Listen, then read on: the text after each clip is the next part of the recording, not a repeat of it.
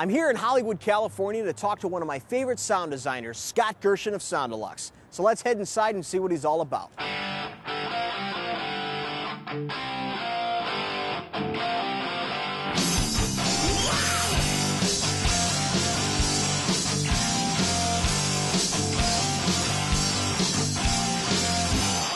We're here with Scott Gershin at Sound Deluxe, and you've had a big role in the development of Sound Deluxe as a company.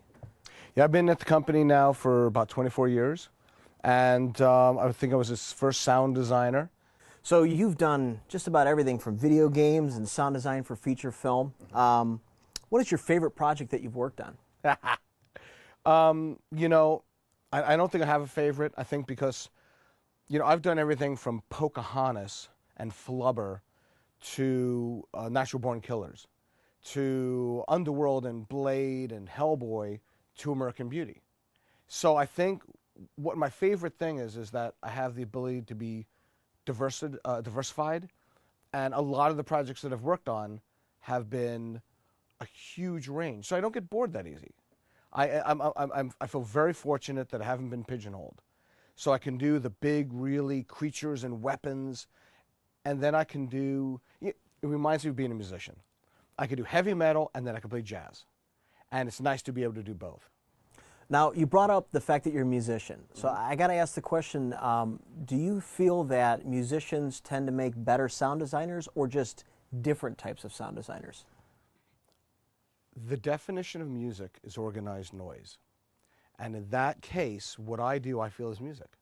Because I create a soundtrack, and what I try to do, and as a sound supervisor, my role is to look at the whole soundtrack, dialogue, music, and effects, and to work with the director to come up with a complete sonic landscape that pushes the buttons of the viewer based on what it is. If we're doing Pocahontas and Flubber, I need the giggle factor. I need kids to be able to walk out of the theater making noises with their mouths and just be giggle, you know, just have fun. If I'm doing something more edgier, then I need people to think more. It's the psychology of audio. What sounds, what tones, what tools are available to me as a sound designer and a sound supervisor to create the emotional peaks and valleys that we're trying to do in storytelling. Let me ask you this. What do you do when you're working on a project and there's a difference of opinion between you and the director, and obviously you're the professional in the world of sound, but yet it's his baby, but at the same time it's also your baby because you're working on the sound end of it. What do you do? How do you approach that? Every director I work with has a very different style. It's kind of like when you work with a producer or work with an artist, and everyone has a different style and what they're trying to create. What I love about working with different directors is that it's not just the same thing. And it's not just about me. Creating a film or even creating a video game is a team effort. If I feel that a director or producer or a picture cutter is going to a place that they can hurt themselves, I'll let them know. Ultimately, the director is the captain of the ship. But most directors I work with want your input. I mean, when I worked with Oliver Stone early on, first thing I said is, hey, what do you want in this scene? And he said to me, if I knew what I wanted, I don't need you. What I need you to do is tell me what I need. I don't ask my clients what do they want. I usually ask them what they don't want. It's much easier. Give you guidelines to play in, right? Yeah, because I mean, I'm the audio expert, but what I find is if you tell somebody what don't they like, they can make you an infinite amount of pages of things they don't like. But when you ask somebody, well, what do you like? What do you want? Then they go, oh, I don't know. As a sound supervisor, my goal is to help guide him, to show him the options that are available, to show him the choices. And then I kind of recommend how I would like to take it. And he'd go, I like that, but could we try this? Or let's explore this. And then we explore like any good piece of art. It's not all strategically figured out before you go in. It grows, it develops. It's like giving birth to a kid. You've been doing this for a long time. And I mean that in a good way, in that you're a seasoned professional, and a lot of guys that are coming up now are looking at your work and they're kind of studying the way that you design. So my question is, who are your influences? Who are the guys that kind of mentored you on the screen? You know, when I first started, I mean, the two films that stood out for me that got me into thinking this way probably was Ben Burtt with Star Wars and Walter Murch for Apocalypse Now. And they took different approaches because there's two kinds of sound design, in my opinion. Actually, lots of, but the way I think of it, one bit of sound design is really cool sounds. You know, it's creating TIE fighters and really unique sounds. The other form of sound design is really the use of sounds, taking normal sounds. Another good film I love was Delicatessen. How do you take normal sounds and use them in interesting ways? So it's not necessarily about the sound, but it's how they're used. And when you put the two together, it makes for some amazing things.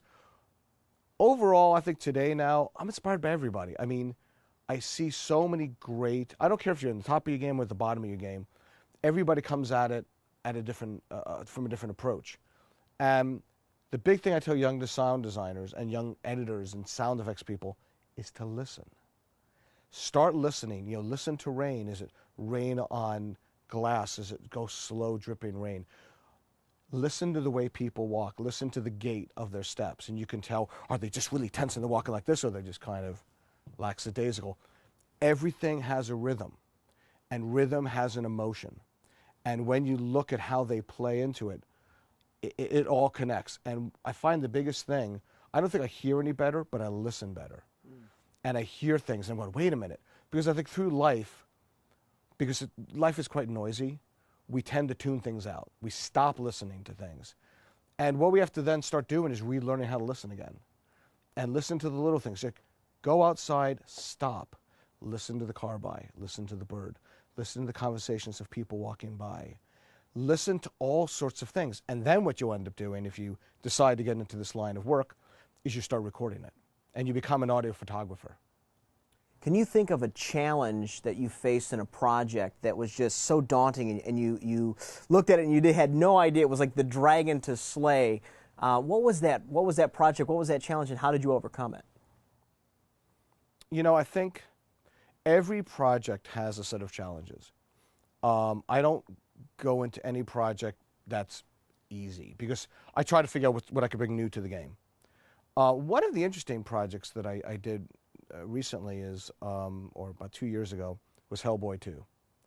And a good friend of mine, Guillermo del Toro, was directing. And he was in a situation where he needed me in London. And he had used another audio team, but they needed help. So I flew. He calls me up and says, Scott, I need you. Can you fly out tomorrow? I said no, but I could do it in 4 days. Well, 3 months later, we were there for 3 months in London. And usually in a film like this, I would probably be on it for 30 weeks.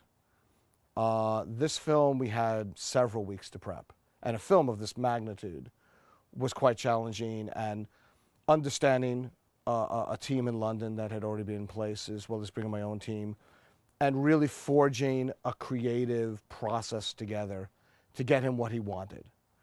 And I think what was difficult was, you know, we were working from 9 in the morning to 2 in the morning every day, and out of 3 months we had like 2 days off. So it became climbing Mount Everest. It was hard creatively. We had lots of mixed stages going. The CG was coming in at the end. And I think it was a lot of fun. It was kind of high adrenaline for 3 months.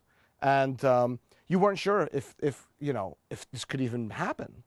And we made it, and we made it, and it sounded really good. And we got a lot of accolades for the sound, and we were happy just to get the project done. And it's great because, you know, Guillermo is such an amazing talent visually and his directing, and I'm a huge fan of his. And to come in, it was like, what can you do and how fast can you do it, and what quality can you do it? And I brought in a whole bunch of people. It was a massive team. And we came in, and at the end, we're like, wow, this worked. It sounded pretty good. So we were happy. Every movie has its challenges, and every game has its challenges. A lot of it is trying to figure out what you can come up with something new, trying to challenge yourself to see what hasn't been seen or to hear what hasn't been heard, and to try to bring something interesting to the game.